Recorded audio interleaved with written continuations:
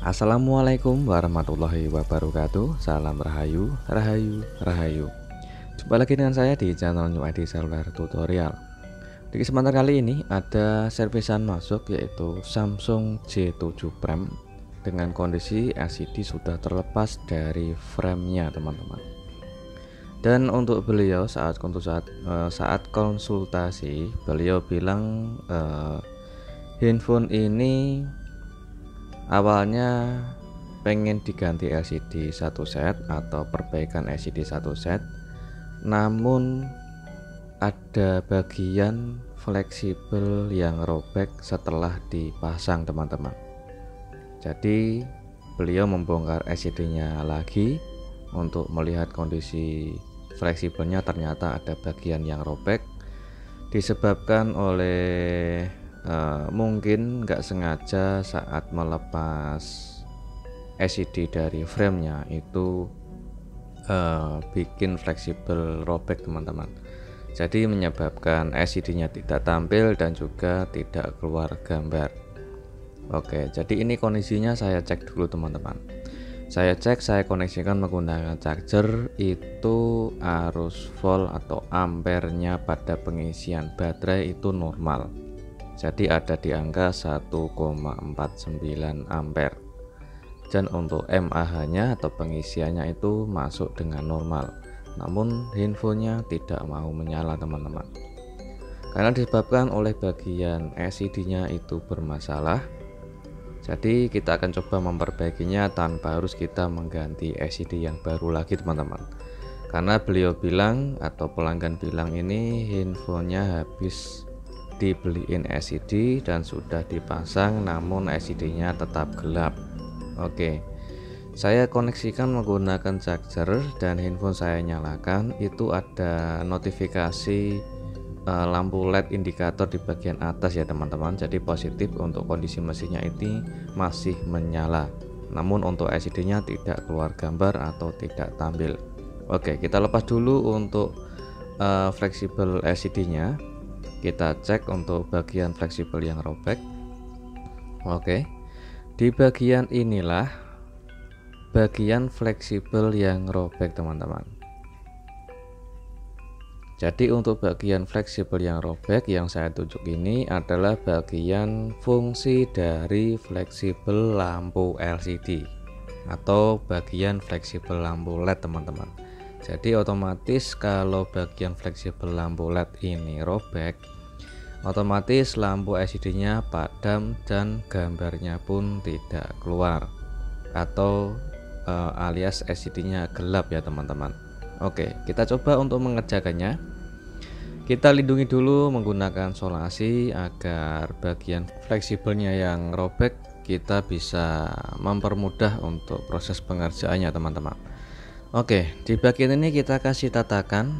Untuk tatakannya bebas ya teman-teman, karena untuk bagian fleksibel yang ada di bagian LCD ini letaknya di tengah-tengah antara LCD sama kaca atau screen ya teman-teman. Jadi ada jarak kerenggangan agar tidak bikin bagian LCD rusak. Jadi kita gunakan tatakan untuk mempermudah saat kita kerik fleksibelnya.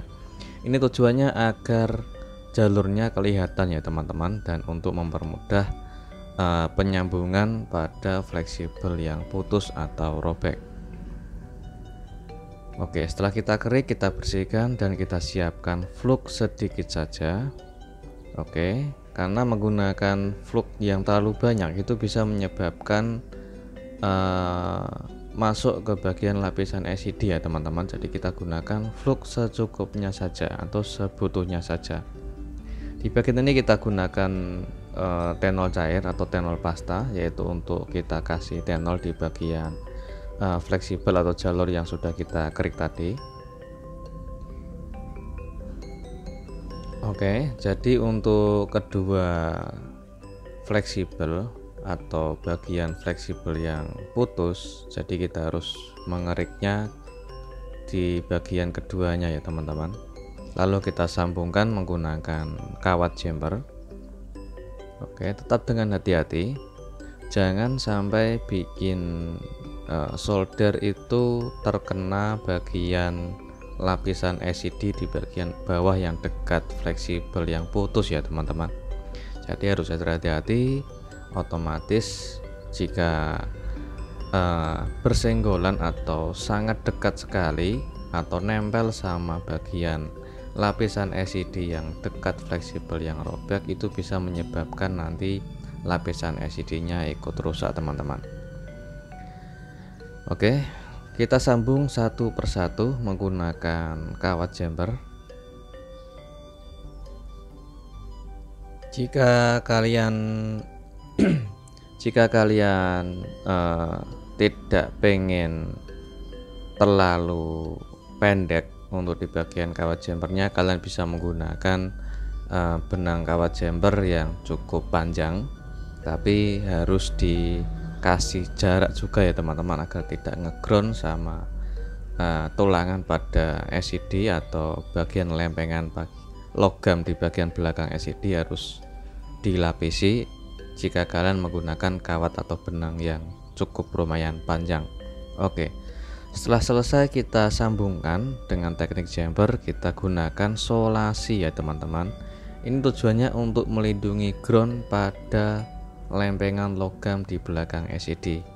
Oke, setelah itu kita buang solasi yang sudah kita buat pengaman fleksibelnya, dan selanjutnya kita gunakan lem warna hitam. Ini lem yang biasa saya gunakan pemasangan LCD, saya gunakan sebagai pengeliman di bagian fleksibelnya atau fleksibel yang robek yang sudah kita kerjakan tadi. Dan sedangkan untuk di bagian stiker warna biru saya lepas ya teman-teman. Kalau saran saya untuk penggantian LCD, apabila ada stiker di belakang LCD harusnya dilepas atau dibuang teman-teman.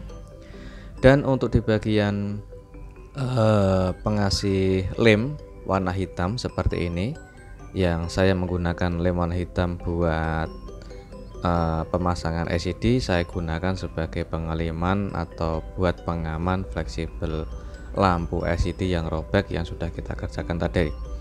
Kenapa saya tidak menggunakan lem warna hijau atau lem PCB? Karena untuk di bagian posisi fleksibelnya itu saat proses pemasangan LCD otomatis kita akan melipat ya teman-teman. Jadi untuk menghindari resiko putus lagi, kita bisa menggunakan lem LCD sebagai pengganti lem PCB, ya tujuannya untuk agar fleksibelnya bisa lentur saat kita melipatnya. Oke, kita koneksikan menggunakan charger. Apakah layarnya tampil? Oke, layarnya sudah tampil dan gambarnya keluar, ada notifikasi pengisian baterainya teman-teman. Kita coba nyalakan handphonenya, apakah bisa menyala atau tidak. Oke, kita nyalakan, apakah gambarnya tampil atau tidak. Alhamdulillah sudah keluar tampilan Samsung Galaxy J7 Prime. Semoga bermanfaat dan jumpa lagi di tutorial berikutnya. Assalamualaikum warahmatullahi wabarakatuh.